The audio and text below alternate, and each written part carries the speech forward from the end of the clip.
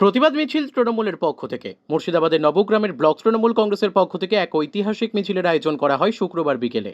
বিজেপির বিরুদ্ধে সোচ্চার হয় নবগ্রাম ব্লক তৃণমূল কংগ্রেসের নেতৃত্ব। এছাড়া বাঙালি ভাষী ও বাঙালিদের ওপর অত্যাচার বিজেপি শাসিত রাজ্যে এই বিষয়ে প্রতিবাদ মিছিল অনুষ্ঠিত হল। নবগ্রাম তৃণমূল কার্যালয় থেকে শুরু হয়ে প্রায় 1 কিলোমিটার মিছিল অনুষ্ঠিত হয়। পরে একটি পথসভার আয়োজন করে। সেই পথসভায় উপস্থিত ছিলেন নবগ্রাম ব্লক তৃণমূল কংগ্রেসের সভাপতি মোহাম্মদ এনায়েতুল্লাহ, নবগ্রাম বিধানসভার বিধায়ক কানাই চন্দ্র মণ্ডল, মহিলা নেত্রী সহ তৃণমূলের বলিষ্ঠ নেতৃত্ব এবং কর্মী সমর্থকেরা।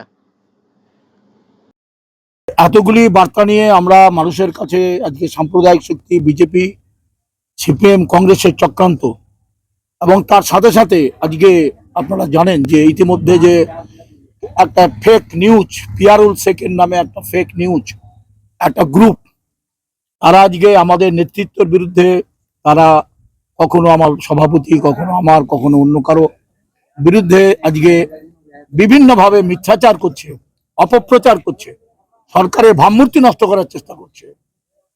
এবং তার জবাব দেওয়ার জন্য আজকের এই মিছিল। আজকে নবগ্রাম থানার মানুষ তৃণমূল কংগ্রেসের সঙ্গে আছে, তৃণমূল কংগ্রেসের সঙ্গে থাকবে।